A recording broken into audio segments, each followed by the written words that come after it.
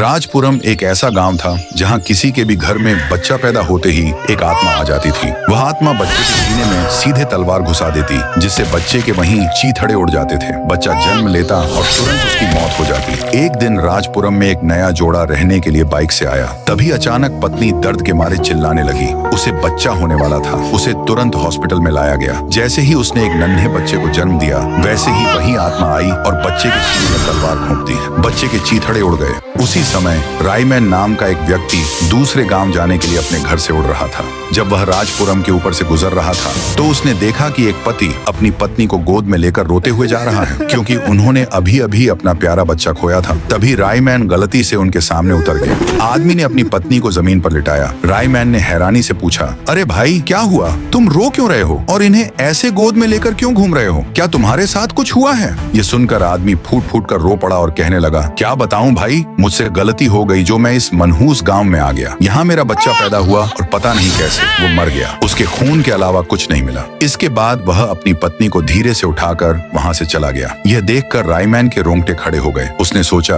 ऐसे कैसे हो सकता है? कोई बच्चा जन्म लेते ही कैसे मर सकता है? फिर रायमैन वहाँ से उड़कर थोड़ा आगे गया तो उसकी मुलाकात गाँव के एक बुजुर्ग से हुई। रायमैन ने चाचा से पूछा, चाचा, इस गाँव में बच्चे पैदा होने के बाद क्यों मर जाते हैं? मुझे बताइए। चाचा जी बोले, अरे बेटा, मैं तो बीड़ी पीने जा रहा था, पर तुम इतना कह रहे हो तो बता देता हूँ। बेटा, इस गांव में पहले थूंग थूंग नाम का एक राजा राज करता था। वह उस समय का जाना माना अरबपति था। उसकी एक पत्नी थी, इंदुमती। एक दिन इंदुमती ने उसे खुशखबरी सुनाई, पतिदेव, मैं माँ बनने वाली हूँ। आपकी सल्तनत संभालने के लिए राजकुमार या राजकुमारी आएगी। थूंग थूंग खुश तो हुआ, पर उसे एक बात मंजूर नहीं थी, और वो थी राजकुमारी का पैदा होना। फिर वो दिन आया जब इंदुमती को बच्चा हुआ। थूंग थूंग महल में जाकर देखता है तो पता चलता है कि इंदुमती को बेटी हुई है, यानी एक राजकुमारी। ये देखते ही थूंग थूंग का गुस्सा 7वें आसमान पर पहुंच गया। उसने इंदुमती और बच्ची को सबके सामने ही अपनी जायदाद से बेदखल कर दिया और मार मार कर भगा दिया। इंदुमती अपना और अपनी बच्ची का पेट पालने के लिए